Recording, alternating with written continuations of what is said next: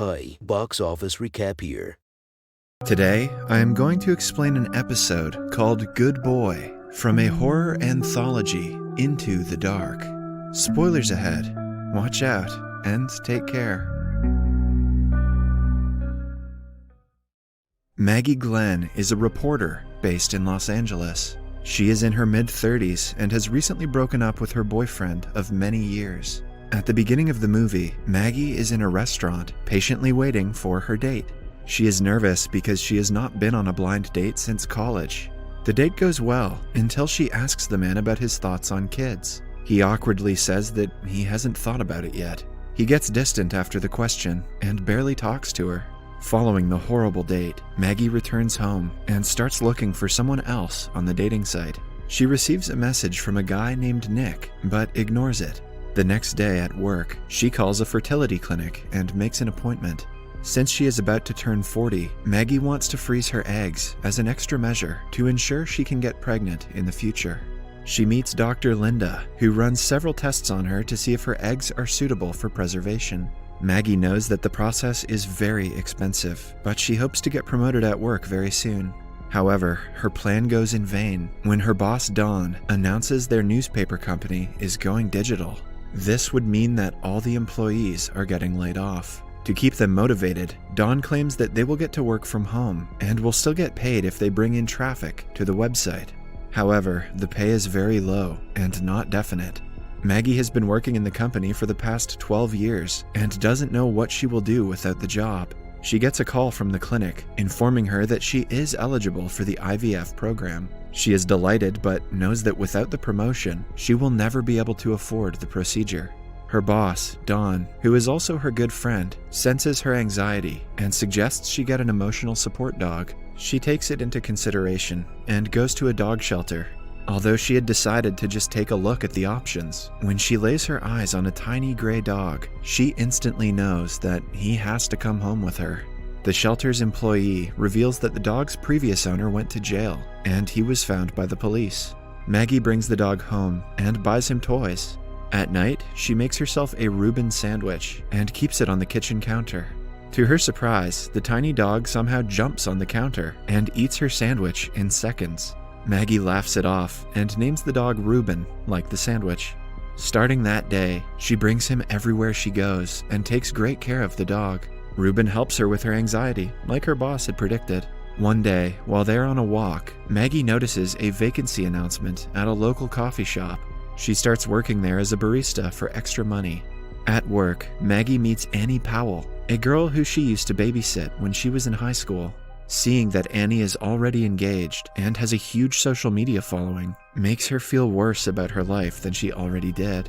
The girls share their Instagram handles and decide to meet again someday. When Maggie returns home that day, a ball rolls towards her from under the sofa. Thinking that Reuben wants to play, she uses a rope toy to bring him outside. Reuben from the other side pulls the rope so hard that she barely manages to keep up. To her horror, Reuben has also left nasty scratches on the front door. She figures he might be missing her and dismisses the matter. That night, before going to bed, she goes through Annie's Instagram while complaining about her life to the dog. She texts back a guy named Nick from the dating app and arranges a date with him. The following evening, she and Reuben go to Nick's mansion. At first, Maggie is impressed by the size of his house, but she soon finds out that it doesn't belong to him. Nick starts getting closer to her, making her uncomfortable. Reuben seems to sense her anxiety. Maggie excuses herself and goes to the washroom, while Nick steps out of the house to smoke. He hears rustling from a bush and gets closer to inspect it. When Maggie comes out looking for Reuben, she finds him bloodied by the side of the road. To her horror, Nick's deformed dead body lies nearby. A neighbor calls the police, thinking that Nick might have been hit by a vehicle. The next day, Maggie takes the dog to the vet, who runs some tests on him and claims that he is perfectly fine. The blood on his fur might have been splattered on him from being too close when the accident occurred. She also takes his blood as a standard protocol for all dogs' first time at the vet. At home, Dawn calls her to tell that the story she covered about Nick's death is the first hit of their website. Maggie jumps in excitement when she is informed that one more hit story will ensure she gets a bonus. That weekend, Annie and Maggie go to a yoga class together. All the other dogs in the class bark at Ruben for no apparent reason. On returning home, Bia sees Ruben for the first time and disapproves of him being in her house. Maggie persuades her to let her keep the dog, promising to keep him inside a cage most of the time. Ruben senses that Bia is making Maggie anxious and barks at her. Later, she puts him in a cage to go to work. A while later, Bia is in her bathroom when Ruben appears there out of the blue. At work, Maggie meets a friendly customer named Nate. He leaves her his number on the back of the receipt. Upon returning home, she sees that the dog has somehow escaped from the cage and scratched a hole in the window. At the same time, she gets a call from Ruben's doctor, who says that his blood test results came out abnormal, so they want to draw his blood again. After the call, Maggie enters Bia's apartment and finds her mauled dead body in the bathtub.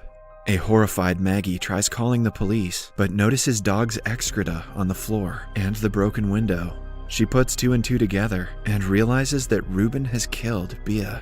She soon registers no one would believe that her tiny dog could kill. If people find out, they would probably suspect her of the murder. Still, Maggie isn't mad at her dog.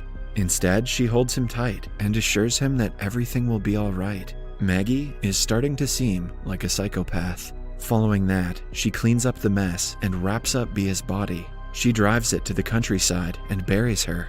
After returning home, she buys Ruben an even bigger cage to ensure he stays inside. She totally ignores what happened and goes on with her life normally.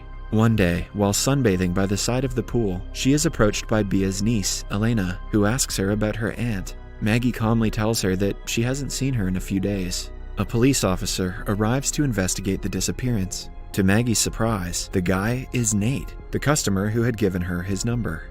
That evening, they meet for a date at a restaurant. The two seem to have a lot in common. Maggie also finds out that having kids one day is on Nate's bucket list. They enjoy each other's company and decide to go out again sometime. Maggie writes about Bia's disappearance on the website and gets more traffic than ever. Dawn texts her saying she has just confirmed her bonus. After finding that out, she goes to the fertility clinic once again to go forward with the IVF procedure. She happily returns home that day, but soon finds out that her work bonus is only $200. She goes to Dawn's office and confronts him about the pay. They get into a huge argument, which ends when Dawn fires her from the job. Dawn is a verifiable piece of crap. She brings her belongings to the car along with Ruben when suddenly the dog runs back up. Before Maggie can get to him, she sees Dawn being attacked by Ruben through the window. She quickly rushes to Dawn's room and sees his bloodied dead body. Instead of freaking out, she calls Ruben a good boy. Following that, she throws Dawn's body off the building to make it seem like a case of suicide. She calmly brings Ruben home and cleans him up. After Dawn's death, Maggie gets promoted to his position in the company. She now has a good job, a loving boyfriend, and a backup plan if she can't have a baby. It's truly amazing the things that becoming a serial killer can do for you. That evening, Annie, Nate, and her friends go to a bar to celebrate Maggie's promotion. They also bring Ruben because Maggie is too scared to leave him on his own. One day at work, a policeman comes to see Maggie to inquire about Nick's hit-and-run case. He asks her why she was at the location of the accident, to which she claims that she was there to walk her dog. The policeman suspects her story, but has no evidence to prove her wrong. In the meantime, she continues visiting the fertility clinic. The procedure causes bruises on her arms and legs as a side effect. At night, Nate comes over to her house with a dog cam as a gift. He has hardly been able to spend time with her because she always has to return home to the dog. Hence, he believes the dog cam will help her with her anxiety when she is away from Ruben. Maggie thanks him and sets up the cam near Ruben's cage. Following that, they walk to Nate's house while enjoying cups of ice cream. A man bumps into them and walks away without apologizing. Maggie shouts profanities at him, surprising Nate. He calms her down and brings her to get another cup of ice cream. In the following scene, they are in Nate's bed, but Maggie is too worried about Ruben to focus on him. She checks on him through the camera, but is still unsatisfied. On returning home the next morning, she sees some policemen arresting Elena, who had been living in Bia's apartment. They believe that she is involved in her aunt's disappearance. Maggie quickly gets inside her apartment to see Ruben has trashed it completely. Later, she and Nate are hanging out by the pool, talking about Bia's case. Nate is unsettled by Maggie's intrusiveness about the case. He asks her regarding the bruises on her hands, suspecting that she is doing drugs. Maggie tells him about the IVF procedure. She has the final egg removal the following day, so Nate offers to drive her to the clinic. During the process, Maggie is given anesthetic drugs that make her hallucinate. She dreams of the doctor confronting her about all the murders. She tries to get free, but cannot because her hands are bound to the bed. After the process, Nate drives her home since she is too weak to do it on her own. At night, he is working late, so Annie comes over to keep her company. She tells Maggie that her husband is forcing her to try for a baby. Back in the police station, Nate's superior tells him about the prints that were found in 3 crime scenes, including in Bia's apartment. When he finds out that Dawn's crime scene also had the same prints, he starts to suspect Maggie. He calls her to tell her about the prints. Maggie freaks out and asks Annie to cut the phone call.